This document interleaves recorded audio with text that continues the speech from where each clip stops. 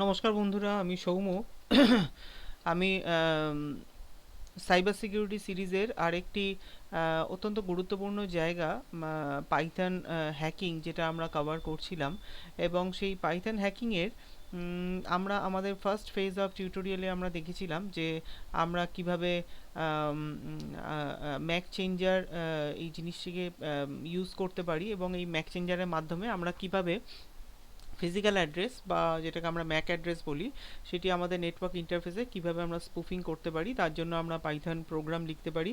এবং পাইথন প্রোগ্রামের মাধ্যমে এবং পাইথন প্রোগ্রামটিকে ধীরে ধীরে আরও সুন্দরভাবে অ্যারেঞ্জ করে বা অর্গানাইজ করে আমরা কিভাবে আমাদের ইথারনেট ইন্টারফেসের ম্যাক অ্যাড্রেস বা অন্য কোনো ইন্টারফেসে, মানে নেটওয়ার্ক ইন্টারফেসের ম্যাক অ্যাড্রেসকে আমরা স্পুফ করতে পারি।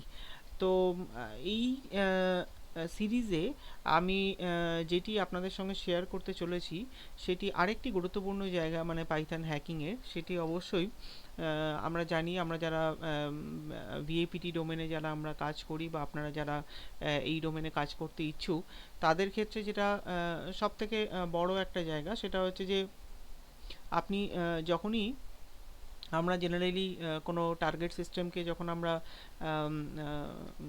অ্যাক্সেস করার চেষ্টা করি, বা যখন কোনো টার্গেট সিস্টেমে যখন ভালনারেবিলিটি যখন কি কি আছে সেগুলি যখন বার করার চেষ্টা করি, তখন প্রথম আমরা যেই জায়গা থেকে সচরাচর শুরু করে থাকি সেটি অবশ্যই স্ক্যানিং।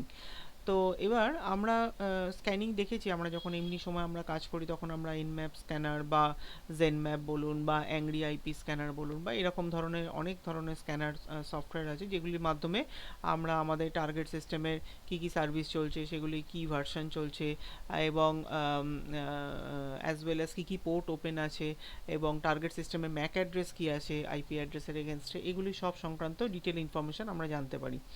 তো আজকে আমরা যেটা করতে চলেছি সেটা হচ্ছে এই সিরিজটা আমি পার্টিকুলার এখানে আমি কিছু ভিডিও আপনাদের সঙ্গে শেয়ার করতে চলেছি, যেখানে প্রথম আমরা একটা খুব বেসিক, যদি পাইথন ল্যাঙ্গুয়েজ দিয়ে আমাকে যদি একটা স্ক্যানার বানাতে হয়, নেটওয়ার্ক স্ক্যানার যদি বানাতে হয়, তাহলে আমি কিভাবে সেটা বানাতে পারি, এবং আস্তে আস্তে ধীরে ধীরে সেই নেটওয়ার্ক স্ক্যানারের মধ্যে আরও বেশ কিছু প্রপার্টি বা ফিচার অ্যাড করে আমরা কি করে আমাদের নেটওয়ার্ক স্ক্যানারটিকে আরও সমৃদ্ধ করতে পারি বা আরও সুন্দরভাবে কাজ করাতে পারি, সেই জায়গাটি নিয়ে আজকের এই সিরিজটা আমি পাইথন হ্যাকিংয়ের মধ্যে রেখেছি।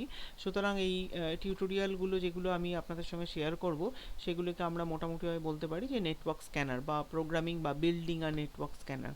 তো সুতরাং আমরা এই পাইথন হ্যাকিং ফোল্ডারের মধ্যে প্রথমত একটা ডিরেক্টরি ছোট করে তৈরি করে নিয়েছি, যার মধ্যে আমি সমস্ত প্রোগ্রামগুলোকে রাখবো।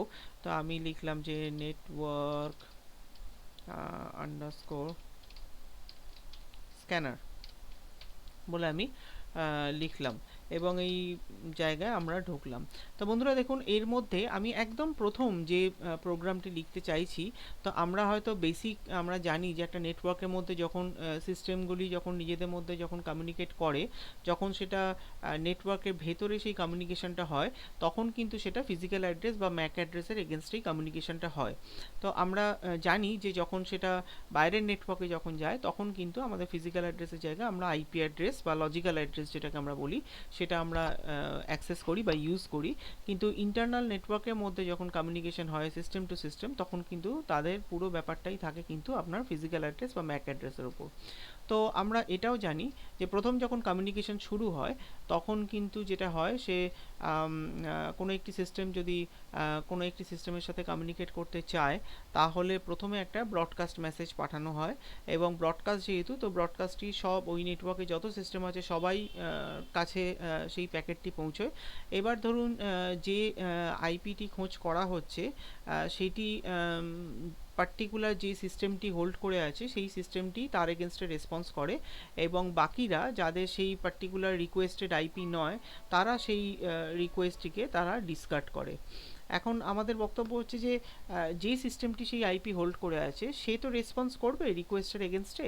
এবার সে কীরকম রেসপন্স করবে, আমরা জানি সে রেসপন্স করবে যে তার ম্যাক অ্যাড্রেসটাকে সামনে রেখে যে ডাইরেক্টলি একটা রেসপন্স যাবে রিকোয়েস্টেড, যে ক্লায়েন্ট তার কাছে সেই রিকোয়েস্ট, সেই রেসপন্সটা পৌঁছবে যে হ্যাঁ আমার আইপি অ্যাড্রেস এটা, এবং তার এগেনস্টে আমি এই ম্যাক অ্যাড্রেসটা হোল্ড করছি। তো এইবার এইবার যে কমিউনিকেশনটা যেটা শুরু হবে এই দুটি সিস্টেমের মধ্যে, সেটা কিন্তু পুরোপুরি ম্যাক টু ম্যাক কমিউনিকেশন শুরু হবে। তো এইটা হচ্ছে আমাদের একটা ইন্টারনাল কমিউনিকেশনের জায়গা। আমরা জানি ইন্টারনাল নেটওয়ার্ক কিন্তু ফিজিক্যাল অ্যাড্রেস বা ম্যাক অ্যাড্রেসের গুরুত্ব যথেষ্ট।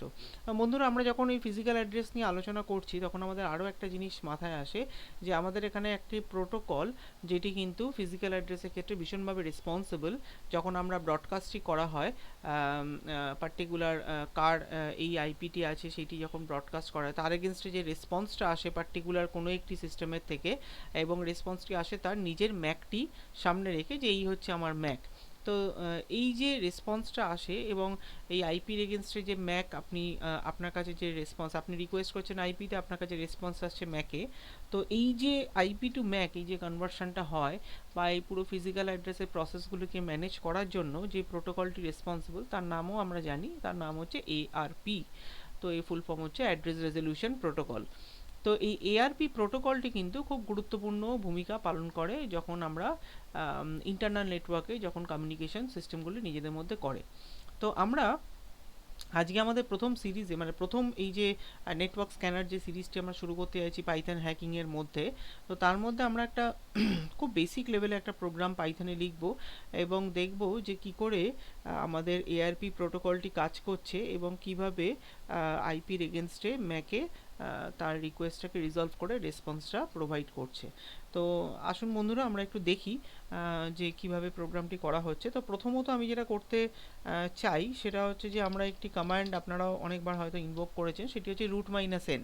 তো রুট মাইনাস এন দিয়ে আমরা যেটা করতে পারি সেটা হচ্ছে আমরা আমাদের গেটওয়ে জানতে পারি, এবং রুট মাইনাস এন দিয়ে আমরা এখানে দেখতে পাচ্ছি এটি হচ্ছে আমাদের রাউটার বা যেটি আমাদের গেটওয়ে হিসেবে আছে, আইপি অ্যাড্রেস হোল্ড করছে 192.168.0.1, এবং পুরো নেটওয়ার্কটা হচ্ছে ক্লাস সি নেটওয়ার্ক 192.168.0 নেটওয়ার্কে আমরা আছি এবং তার এগেনস্টে গেটওয়ে হচ্ছে 0.1 হোল্ড করে আছে।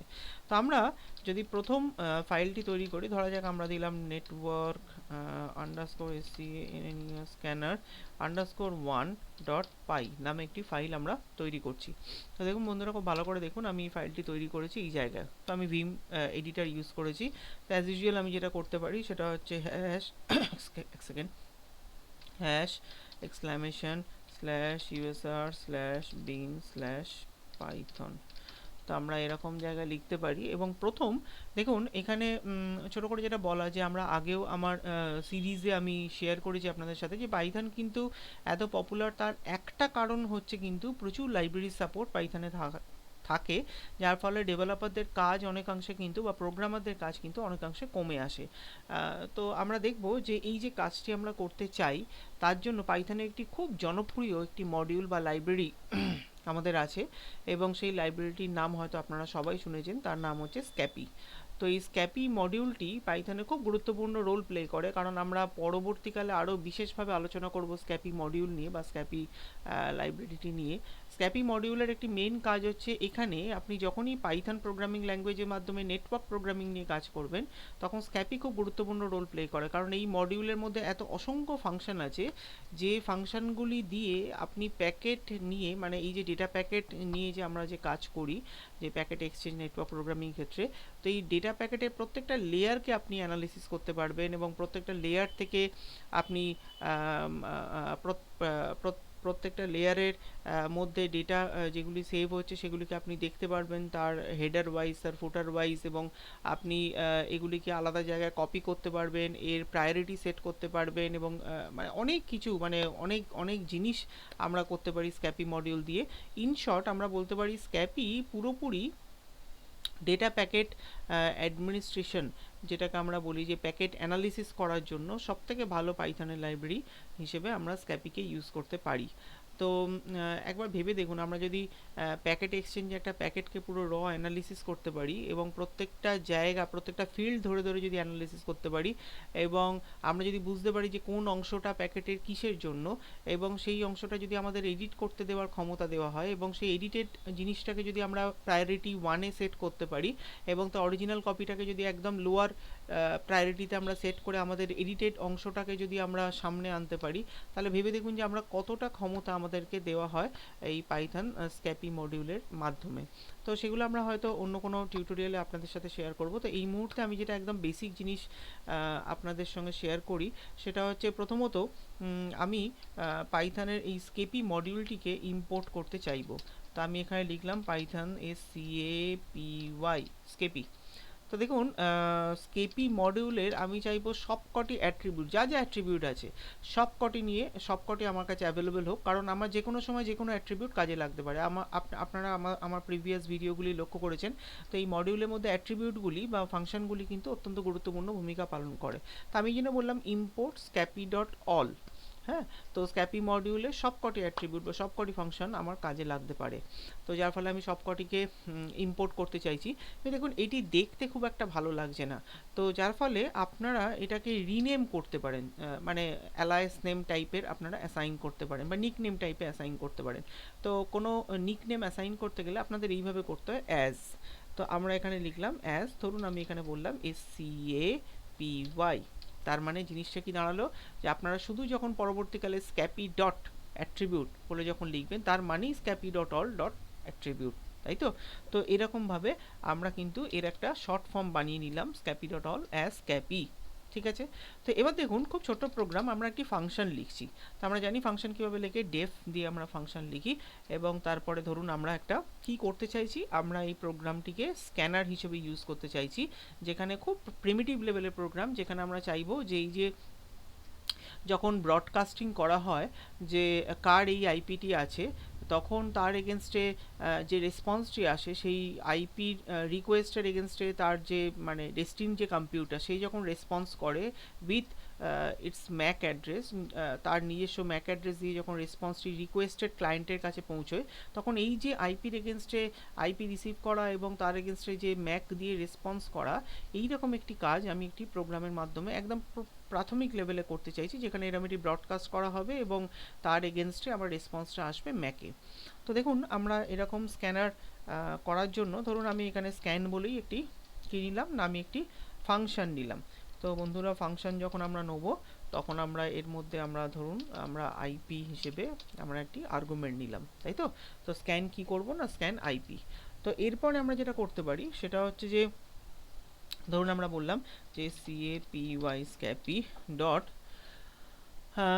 দেখুন এখানে একটাই দারুণ ফাংশন আছে, স্ক্যাপি তো আমাদের মডিউল, তো এই স্ক্যাপি মডিউলের ভেতরে ডেফিনেটলি অনেকগুলি ফাংশন থাকতে পারে। তো দেখুন এখানে একটা দারুণ ফাংশন আছে যেটার নাম হচ্ছে ARPing এই ফাংশন। তো দেখুন এই ফাংশনটির নাম থেকে আপনারা বুঝতে পারছেন, এই যে আর্প মানে ARP প্রোটোকলের যে রিজলভেশনটা হচ্ছে, মানে আইপি টু ম্যাক, এটা কিন্তু পুরোপুরি আপনার ARPing বলে একটি ফাংশন পাইথনে কিন্তু আপনাকে দিয়ে দেওয়া হয়েছে, যেটা স্ক্যাপি মডিউলের ভেতরে অ্যাভেলেবল।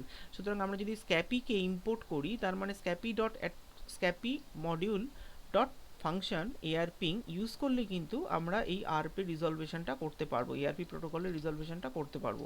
তো আমরা দেখুন এখানে বললাম যে ARPing, এবং এখানে বললাম যে এখানে বললাম আইপি, তাই তো। তো স্ক্যাপি ডট ARPing আইপি। তো এটি করার পরে আমার যেটা করতে হবে, আর খুব একটা কিছুই করার নেই, কারণ এটি একদম বেসিক লেভেলের প্রোগ্রাম। এই মুহূর্তে আমি যেহেতু ফাংশনটি ডিফাইন করেছি, ফাংশনটিকে কল করাটা দরকার, সুতরাং আমি এখানে ফাংশনটিকে কল করলাম, এবং কল করার পর ধরুন আমাকে এখানে আর্গুমেন্ট হিসেবে যেহেতু আমি আইপি নিয়েছি, তো ধরা যাক আমি একটু আগেই দেখিয়েছি এবং আপনাদেরকেও দেখিয়েছি, আমার ক্ষেত্রে অন্তত এই মেশিনের ক্ষেত্রে গেটওয়ে বা রাউটারে আইপি অ্যাড্রেস হচ্ছে 192.168.0.1। তো আমি এখানে 192.168.0.1 দিলাম, তার মানে গেটওয়ে ব্রডকাস্ট করবে, গেটওয়ের কাছে একটি ব্রডকাস্ট যাবে এবং সেই এগেনস্টে কীভাবে এটি ফাইলটি আমাকে রেসপন্স করবে সেইটি আমি দেখতে চাইছি। তো আমি এইটুকু লিখলাম এবং এটিকে সেভ করলাম। তো সেভ করার পরে ধরা যাক আমি এখানে ফাইলটিকে এক্সিকিউট করতে চাইছি, তাই তো। তো আমি এখানে লিখলাম এবং এন্টার মারলাম।